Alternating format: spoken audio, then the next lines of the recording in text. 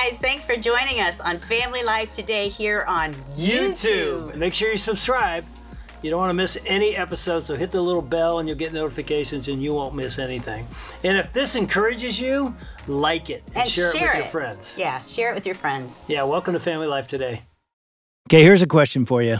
I guarantee you don't know the answer to this. Then why do you ask me the question? I just found this out and I thought it'd be fun to see if anybody knows the answer to this. How many thoughts do you think you have a day? Every person. I have no idea. Between 12,000 and 60,000 thoughts a day. Wow. Yeah. That's quite a span, 12,000 and 60. Well, I'm just quoting from a book that we got the author sitting over here. So we'll find out in a second if that's even accurate. But here's what's really fascinating. 80% of those thoughts are negative. Oh. And 95% are repeated thoughts from the day before that are negative. Oh, that can be so true. That was my life growing up right there.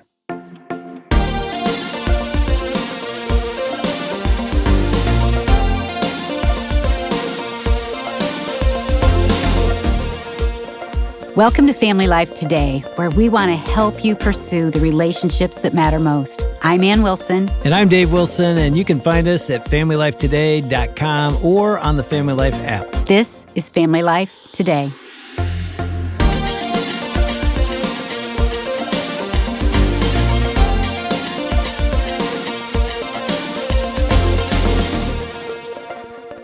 Today I think we're going to help people. Me too. Including you and me. Like, how do we manage the thoughts? If it's that much negative, that's really bad. But we've got the author of the book that had those stats about thoughts in here today. Noe Garcia is with us. Welcome to Family Life Today. Thanks so much for having me. And I almost called him Noah, but you're not Noah, you're Noe. And here's the thing I know about you that I bet you don't know this. I don't think we've ever had a guest in the studio that drives an El Camino. Is that true? That's true. Yeah. 1984 El Camino. Whoa. Yeah, my buddy John Kitna, who's a good friend of yours and a good friend of ours, he was a Detroit Lions quarterback back in the early 2000s, told us that he was supposed to go on a bike ride with you, and you show up in your car instead of a bike in the Camino. And he says you're pretty, it's like you're precious. Oh, man. Yeah. I mean, this was funny. We were texting one night, and he said, hey, let's go on a ride together tomorrow morning and just talk and pray. And for me, where I come from, Houston, you go on a ride, that means you go cruising. For him, he meant a bike ride. Yeah. He meant a bicycle. So he pulled up. I'm in the church parking lot in my Camino. He pulls up on his little bike with the flashing light on his helmet. No, he did and not. these tights. I said, hey, tights? I think there's some miscommunication here. So he threw his bike in the back of my El Camino, got in his car, his big self and my little El Camino and his tights, and we went for a ride. Yeah, he told me it was quite the ride. And he says, you are quite the man. Seriously, he said you can hoop, you can preach. I mean, you do it all. But anyway, when John Kitna gives somebody an endorsement like that, it's the real deal because he doesn't throw those out to anybody. And you're married for 12 years. That's you have right. 4 kids, and you're a pastor. That's right. And you've written a book. Yep. Yeah, the book is called Repurposed, How God Turns Your Mess into His Message. And as I was reading your book the other night, I turned to Ann and said, man, I can't put this thing down. Your story is pretty incredible. So why don't we start there? Tell our listeners the Noe Garcia story. My dad is from Mexico. My mom is from Houston. They both come from really broken homes. Both of them experienced a lot of abuse in their household, emotional, physical abuse.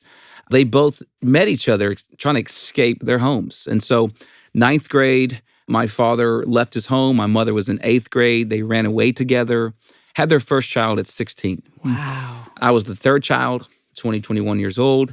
And so I grew up in this household that even though my father was trying to escape what he grew up in, he was still a product of it.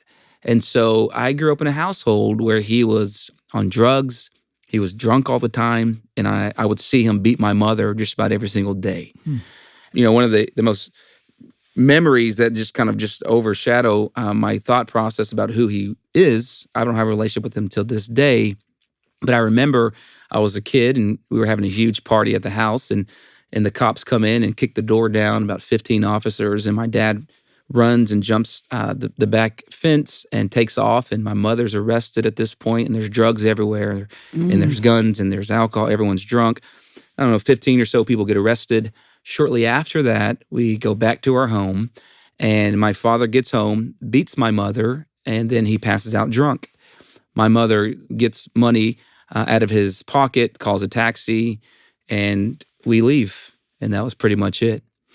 My mom was a single mom. I probably went to 10 different schools growing up. How old were you when you left with your mom? About 5. Wow. About 5 years So old. you remember this vividly as a 5-year-old? As if it was yesterday. Really? Were you sad about leaving your dad, or did you feel like, I need to get out of here? I was confused. You know, whenever you live in dysfunction, it becomes your normal way of functioning. And you don't recognize it's dysfunction. And so it was my normal way to function. After time, you feel the emotions, but they become normal. Being scared is just a normal thing. Being terrified, being confused, those are normal emotions. And drugs, alcohol, that was normal. Everyday normal. kind of thing for you. It's normal. It'd be funny if my dad passed me the beer and I took a drink in front of his friends at 5 years old and they'd all laugh. And then I felt happy because I was affirmed. I look at it now from this seat and I couldn't fathom that for my kids. Right. But then that was normal.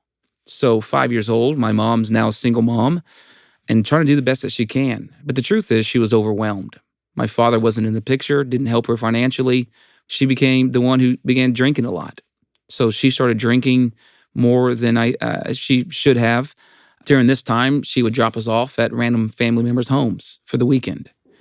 She was hurting. She didn't have Jesus. She didn't know. It was one of these drop-off times, about 7 years old or so, where I was molested.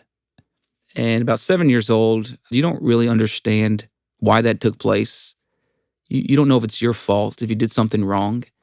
You feel ashamed and dirty and disgusted, and your identity and your dignity is just stolen from you at that age without you realizing what just took place. And you're broken, and there's anger that builds up, and there's this deep, dark secret that's just suffocating me that I didn't know who to tell this to. I began to find outlets to deal with this pain, the pain of not having a father. Why did my father leave me? He was supposed to be my protector. Why did my family member molest me? Why did my mom not pick me up? And all these things are going through, and you don't know how to deal with this.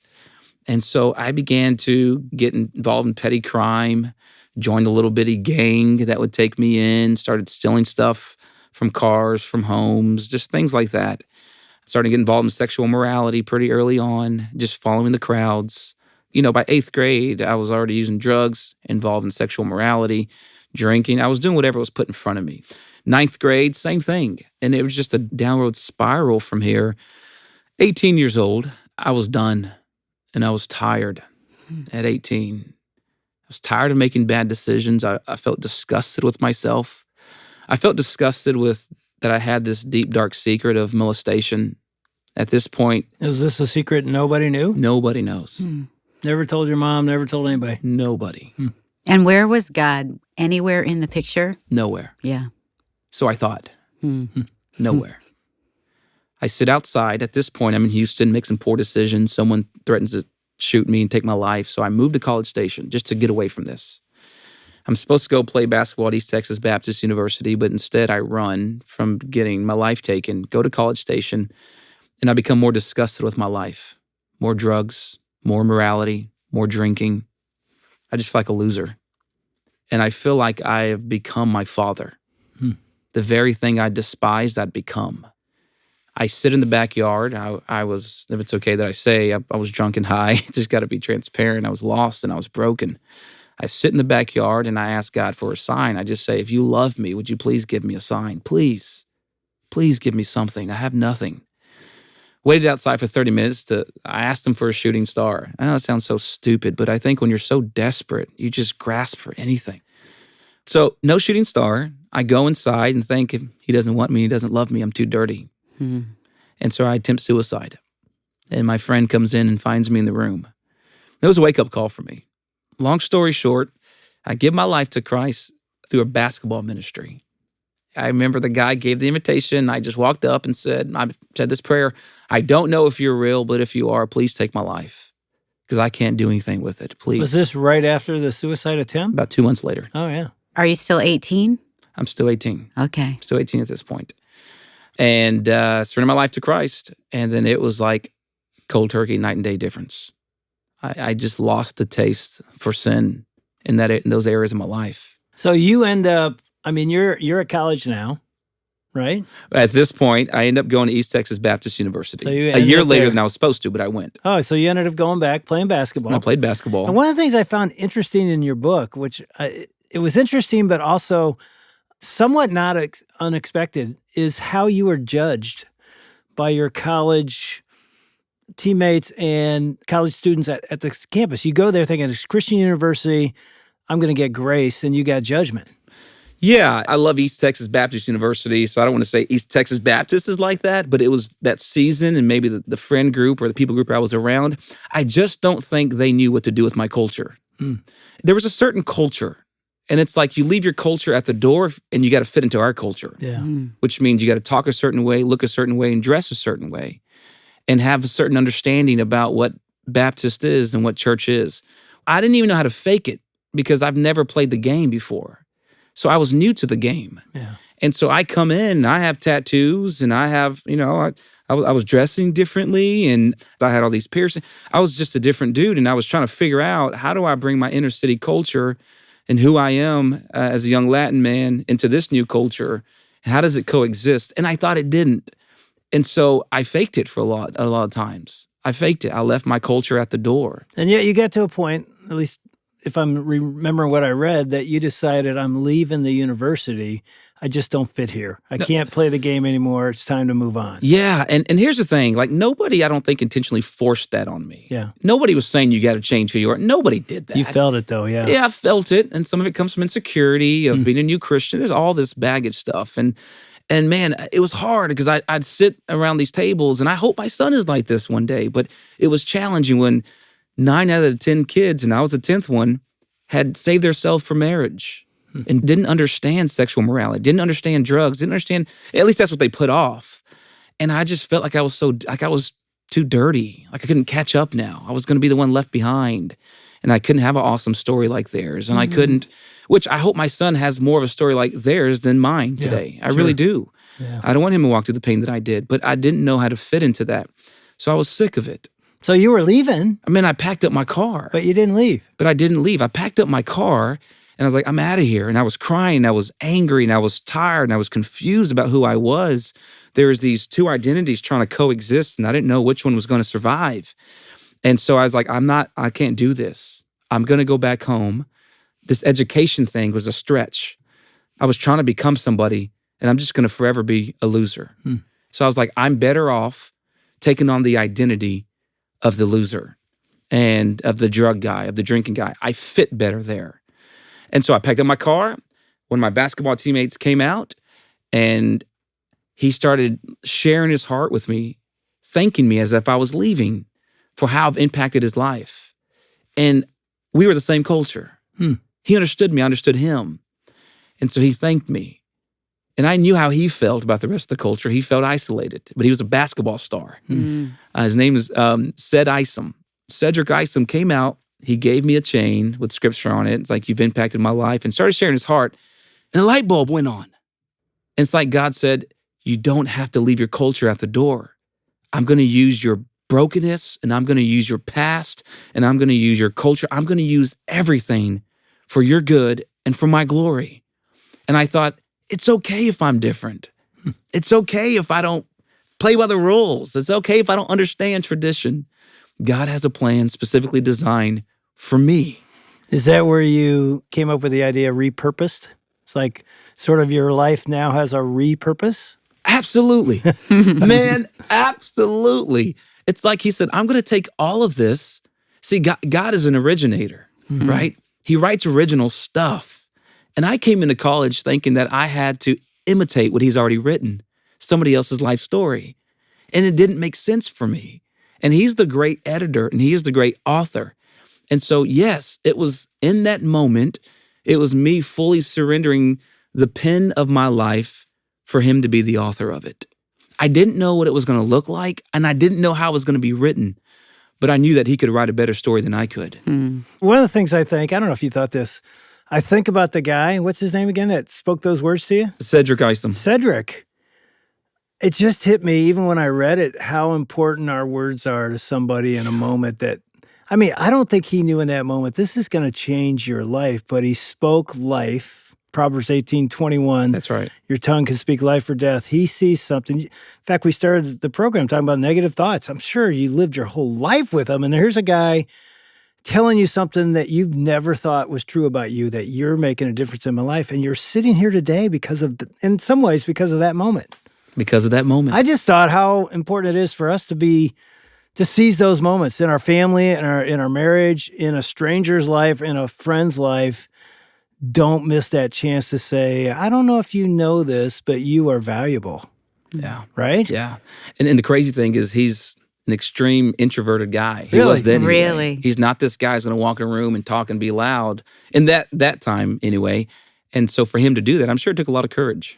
I don't want to beat this one too much, but I'm thinking if I'm a dad listening right now, there's probably a son or daughter in my house that may need me, or a mom, right? Yeah. To say, I see you. Yeah. I care about. I mean, you didn't have that your whole life. I didn't have that. Never had a dad say that to me. Yeah. Really, my entire life. So I was like you, going everywhere to find it through sports, through music, through whatever.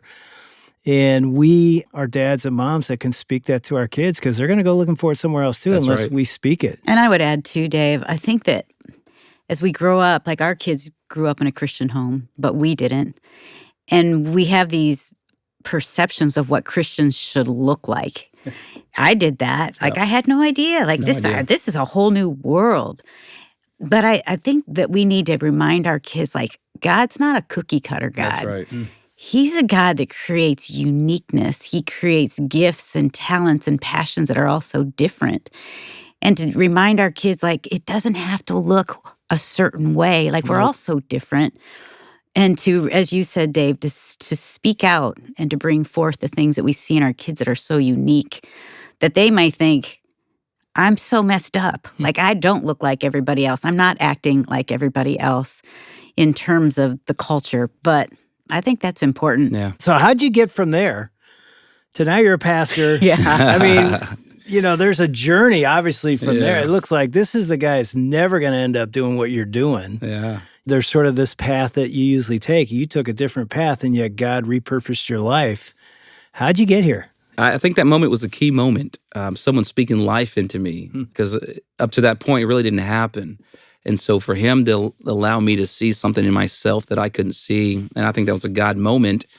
Still, after that, I thought, I'm going to get my education, and I'm going to impact people's lives through sports. I majored in kinesiology, and so I wanted to study about the body. I was wrestling, sports medicine for the rest of my life or being a coach. But either way, I'm going to be in sports because I can talk sports with people, and that's how I can share Jesus in sports. But I graduate from East Texas Baptist, and I can't find a job. I have a job interview.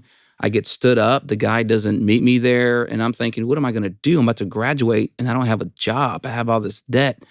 And I get a call from a church called Second Baptist Church in Houston. I've never heard of it. And it's a huge church. And they call and they say, hey, do you want to be a college and sports intern for the summer? And I say, sure, but just until I find a real job. And so I get there and I'm doing the things that I love, pouring into college students and using basketball and football to reach people for Jesus. You're just dunking over these kids, aren't you? Oh, man, it was awesome. I was still in tip-top shape. Absolutely. I was talking trash the Christian way this time. But it was great. And then by the end of that summer, God had made it very clear, I'm calling you to do this. And so I gave it my all. I was all in. But at this point, I thought, okay, I'm a sports pastor. It's not a real pastor position. This makes sense for me. This is our life, too, because we kind of made a deal with each other. This sports ministry thing is cool. Let's not get into the pastorate kind of. Yeah, but even this point, I'm thinking, all right, this is my culture here, sports. Right. I have too much baggage to be a real pastor. Yeah. That's for the other kids who save themselves for marriage. The good people. That's for the good people. I'm the one who's scarred and jacked up. I'm on the courts. This is where I belong. So even then, I was feeling like this is the rest of my life because this is what and I'm not saying that it's, below being a pastor, but that's what I thought. This is it. And then he kept opening up doors more and more. One of the pastors came to me and said, hey, you're really green, which I was. I got saved at 18, didn't even start reading my Bible until like 22. I didn't know I was supposed to. I was never discipled. He said, you're really green. We think you should go to seminary. And so I trusted him. And so I went to seminary in San Francisco, just on faith, picked up, went there. And man, I was cleaning toilets. I was working 3 jobs. I was a parking lot attendant. I get married and meet my wife. I met her in August at my birthday party, proposed in January, married in March, pregnant in June. Boom. Oh. Seriously? Seriously. Hey, you don't mess around, huh? No, I'm a man of obedience. I believe, I believe delayed obedience is disobedience. And so I knew this was my wife. And so here we are, and I'm working as a parking lot attendant and going to school full time, and I'm cleaning toilets. And man, I'll never forget, I come from this huge mega church where I felt like my quote unquote career was going up in ministry. I felt like I was going to be somebody finally. God calls me to go to seminary, and I'm back to this. It's making no sense. And I'm cleaning toilets one midnight, and I sit down and I'm angry. And I'm like, you know what? I'm not going to clean this. I'm just going to do it halfway and leave and say I did it. And I'm in seminary at this point, but I'm angry. Like, what am I doing with my life? I sit down. I'm like, why did you call me here, God? And I'm just complaining. I felt like he was telling me that before I was going to walk into my calling, he had to fix my character. And I felt like he was saying, I want you to clean this as if you're serving me. And I want you to do this with faithfulness as if it's for me. And I thought, yes, sir. So I got up and I cleaned the toilets the best that I could. And I was just faithful the best that I could be to him. And then from there, I went to Nashville after I graduated seminary. Then went to Arkansas, which I thought when I got to Arkansas, I was going to be a lifelong college pastor. I was a college pastor. I was doing chaplain work for the Razorback teams, football team, all kinds of stuff, baseball. Got close with Jimmy Dykes. He was a basketball coach there for the women, did their stuff. And so from there, I was a college pastor, thought I'm doing this the rest of my life. From being a college pastor, called to be a senior pastor. And so I think I've always lived my life where the suitcase has always been open. The bags have always been unpacked. But the suitcase has remained open to say, I am yours. This life is not mine. I'll do whatever you want, even when it doesn't make sense. It's kind of how I've lived. Is that what you would say is the lesson of your life? I mean, you've been talking this whole time, this story. And as an outsider looking, you can see God at every point. I know you couldn't in the moment. Can't then, yeah. And now you look back from the suicide attempt and a friend shows up in the room. I mean, even that was your moment, shooting star. Wow. There's your shooting star. Wow. You're I didn't think leaving the about that. university. Cedric shows up. I mean, I didn't think about that. it's just, you haven't thought about that? It's just like, That's it's great. so apparent that God showed up in the people that he put around you. And here you are. I mean, is that the lesson? Yeah, I come across a lot of Christians today that say, hey, I feel like God has called me to do this, but they give God these parameters. Yeah. It's only going to be in Texas, God. It's only going to be in this city, and here's what I want to do. And then they're frustrated because I don't hear, God's not doing it. I'm always thinking, what if you take the lid off? What if you live like your life is not actually yours? And you say, I will go and do whatever you want me to do, and I will go wherever you want me to go. But I think we put parameters of comfort on God. We want to be comfortable in our calling. We don't want to do something that actually makes us have faith. We want a safe plan B of comfort. Work within here so I'm comfortable, God. None of this was easy. It's not easy being a nomad. It's not easy having no friends and being lonely. This is not easy, having to pick up and start a new life. We lived in 5 cities. It's not fun. But my life is not my own.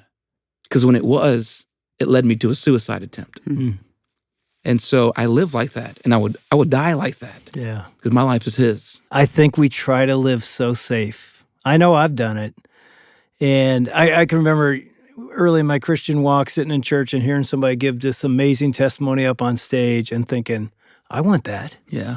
And then it hit me, I'll never have that if I won't risk. That's right. That story I just heard, the guy took a risk. That woman took a risk. And God showed up and they have this story. And I'm like, nah, I just want to hear stories from others. And it's like, no, don't you want to be this story? That's right.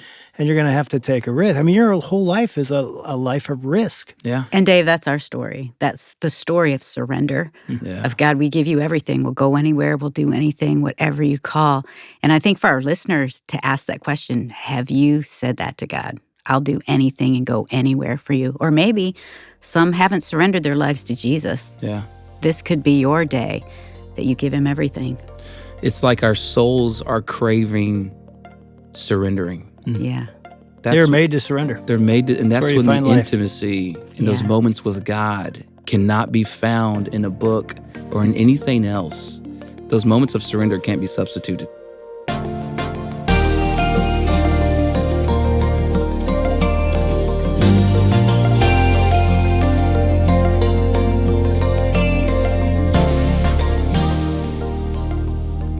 You're listening to David Ann Wilson with Noe Garcia. His book is called Repurposed: How God Turns Your Mess into His Message. And man, aren't all of us a mess sometimes? You can get a copy at FamilyLifeToday.com.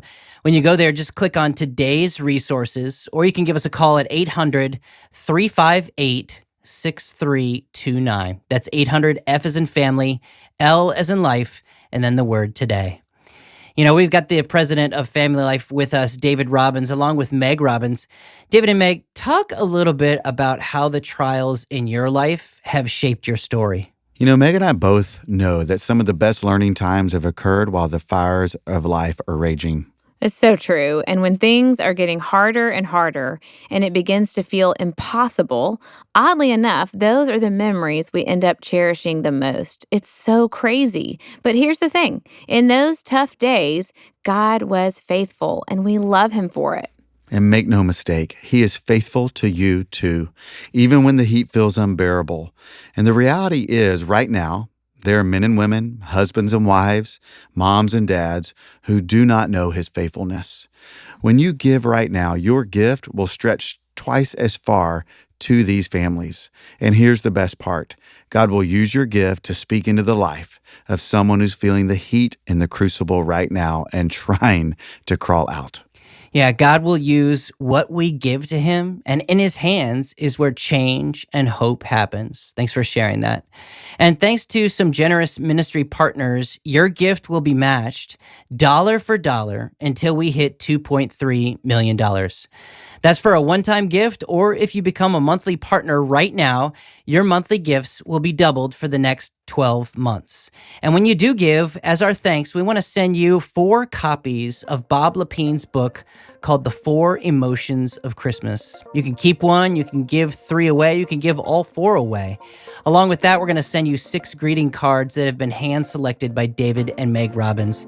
These make a great tool to share with any of the loved ones in your life. Again, you can give today at FamilyLifeToday.com, or you can give us a call at 800-358-6329. That's 800, F as in family, L as in life, and then the word today. As we've heard, Noe Garcia was dealt some extremely tough circumstances, and maybe you too can relate to having a rough past. Well, tomorrow on Family Life Today, David and Wilson talk again with Noe Garcia as he strips down all his brokenness and shares his story of pursuing God and finding redemption. That's tomorrow. On behalf of David Ann Wilson, I'm Shelby Abbott. We'll see you back next time for another edition of Family Life Today.